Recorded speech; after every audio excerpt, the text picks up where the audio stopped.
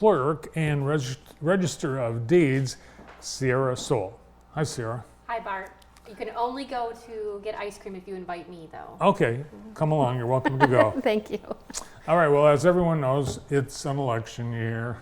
It is. Yes, and of course, we've got the big presidential election, but also all our local races are going to be decided this year in voting. I think for some will occur in August with the primary. Yes, there is an August primary on August 5th.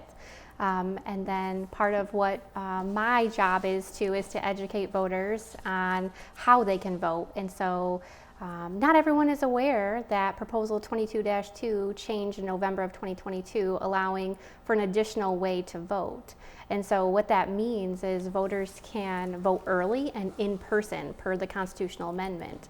So 16 of the 20 jurisdictions, which are listed on the screen, show who has joined the county-wide early voting. So not everyone. Not everyone. So there are some townships that are not part of early voting. So what does that mean? Yeah, so what that means is specifically for the city and Columbia townships, voters will want to contact their township clerk or visit their website to see where their location for their early voting options are and the times for those early voting.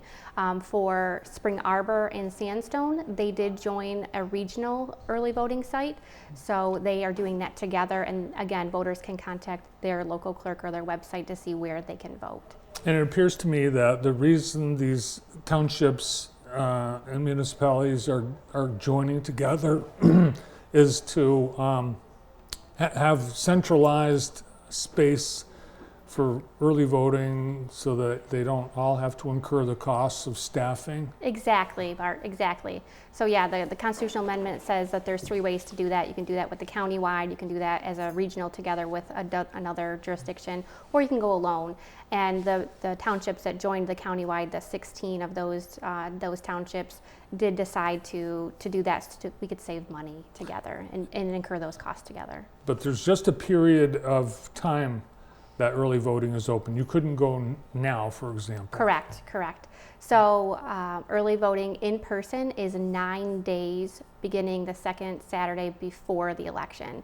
And so for the August election, that is July 27th, I believe, through August 3rd or 4th? 4th. Mm-hmm. 4th, thank you.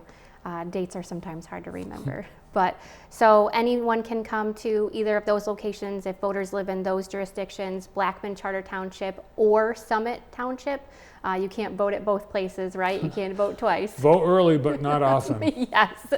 Yes. So again, trying to reach all voters. So the time for that is 9 a.m. to 5 p.m., except for on Thursdays where it's noon to 8. So we are trying to get those voters that maybe work a different shift or different hours.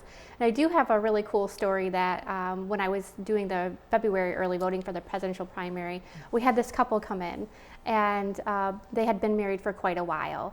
And they were very happy to be there, and it's a little slow because it's the first early voting election, so we didn't have a lot of voters. So we're making conversation with them, and what brings you in? Why you're very happy to be here? What's going on? And they said that they had been married for quite a while, but they had never been able to go and vote together because their jobs have taken them apart and traveled on election days. And so they were really excited, like a monumental time in their marriage that they could do this together. And that was kind of cool to watch. That's neat. And probably unbeknownst to anyone, they probably canceled each other's vote out. Probably. Probably. Yeah. Yeah, well, that happens. I know that. I'm sure every family has that issue that comes up from time to time. Mm-hmm. So that's not the only way you can vote. Correct. That's convenient. There's also absentee. Yes. So absentee voting, mail-in voting is still an option, and obviously in person on election day is obviously. So there's 3 ways you can vote now.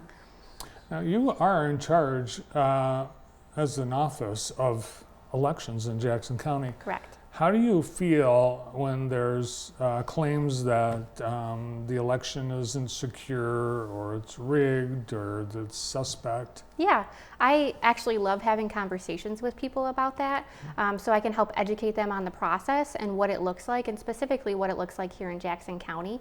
Our elections are very secure, and I encourage people to come and watch our testing of our equipment. That's one of my most favorite things to do, even though it takes many hours.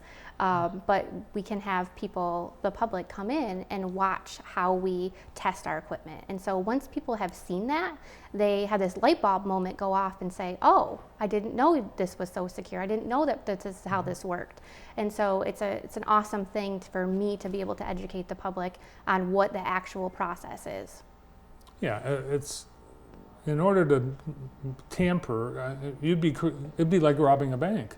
And it's probably that hard. And there are consequences, right? So if we see something like that, we absolutely would report it. Now at polls, sometimes there's this person standing there just looking. And are they official in some way? So those are called poll watchers, and yes, they are allowed to do that, right? It is a public area, and so they're just watching to see what's going on. But they can't intimidate No, or influence? No, and in fact there is some legislation that passed that talks about harassing election workers and protecting those. So that's an amazing movement on our legislators' behalf. So all they can do is stand there. They can't communicate with people. Correct. Can they give people the look? You can look at people, sure. You can look at people, but not the look. Yes. Because they don't want people intimidated from Correct. voting. And what I'm seeing in Jackson County is really people are very respectful, and so I'm really, really proud to live and work here in Jackson County. People are very respectful of our election workers. And we'll have all of that happen again in November, where we expect many more people to turn out and vote. Yes. All three ways: in person on election day, early voting, and Yes. And one of the awesome things that you can do with early voting is, let's say you get your absentee ballot, you want to sit at home, drink your coffee, have your breakfast, you want to thoroughly investigate all of the candidates. You can do that from your home, and then if you would like, you can take your ballot into an early voting, or on election day, you can take your ballot in and you can actually tabulate it yourself. So that is an option as well. yeah, because you might feel pressured because there's a line, there's people waiting, you want to hurry up. Sure. Yeah, and there's going to be a lot of things. Do we even know, like, everything that's going to be on? Obviously, the primary has to decide and narrow the fields, but like constitutional amendments and all of those things, do we even know what's going to be on the ballot? For August, those deadlines have passed. Okay. So yes, we do know what's on for August, and you can find that information on my website, mijackson.org/clerk. And if you go to elections, it has all of the proposals listed there, as well as the official candidate listings. For November, those deadlines to submit that to the county clerk have not passed yet. That'll be sometime in August. And then once that deadline passes, I will update my website with those additions. Yeah, I think there are some people still circulating petitions to get on the November ballot. Sure. Yeah. Yep. So interesting in that you will also be on the ballot. I will, yes. For the Barb. first time ever. For the first time, I was appointed in May of 2023 by all Jackson County Circuit judges, and this is the first opportunity that I am coming up on for election. And the positions were combined at some point, Yes. not that long ago, either clerk and register of deeds. Yes, 2013. It is a combined position, so I oversee all of county clerk duties, so register of deeds, so all land records, all birth records, death, marriage, CPL, DBA, DD-214s, marriage records, all court records, so Fourth Circuit Court, all elections, all jury duty. I could go on and on, Bart. Oh, wow. So yeah, a lot comes under that office, those offices. Yes. Registering to vote. What are the rules about registering to vote? Registering to vote, make sure you do that early. We prefer you to do that before the election. You can find that information on my website and as well as on the Secretary of State's website as well.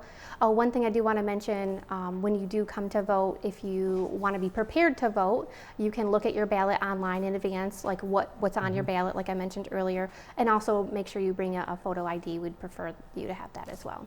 All right, sounds good. 2 elections coming up yet this year. Thanks for coming in. Thank you. Jackson County Clerk and Register of Deeds, Sierra Sowle.